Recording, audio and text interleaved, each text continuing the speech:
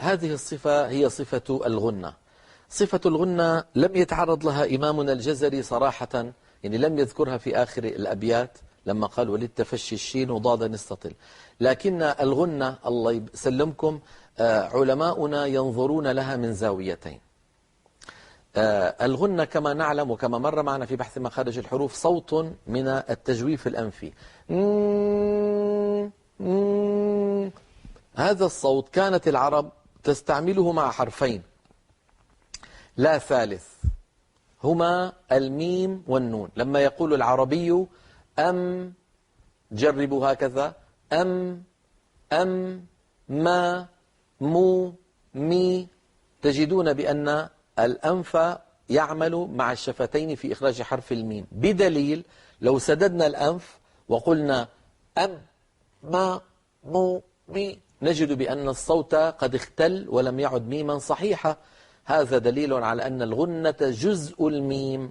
كذلك الأمر بالنسبة للنون، أن، نا، نو، ني، كيفما كانت النون فيها غنة. لذلك الغنة صوت له مخرج، فصوت الغنة مع قرع اللسان مجموعهما يشكل حرف النون، صوت الغنة مع قرع الشفتين في الميم الساكنة يشكل حرف الميم.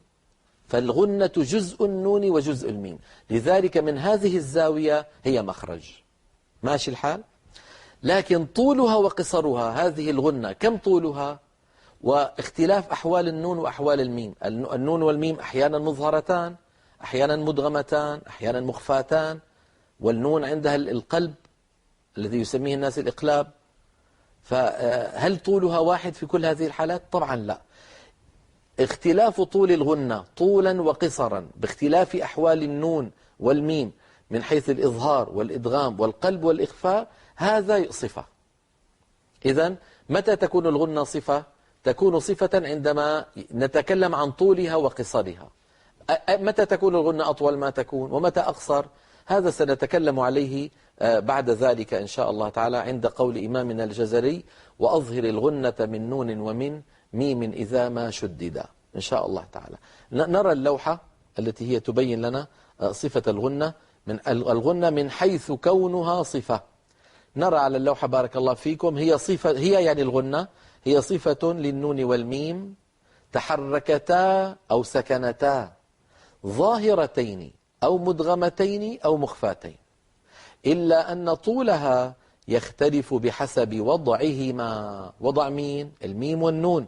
من حيث ماذا؟ من حيث الإظهار والإدغام والقلب والإخفاء، كما سيأتي. نرى على اللوحة إلا أن طولها يختلف بحسب وضعهما كما سيأتي في بحث أزمنة الغنن. فالصورة التي على اليمين تبين لنا كيف أن اللسان يقرع مخرج النون، وأن هذا القرع لطرف اللسان يصاحبه غنة من الخيشوم، أن.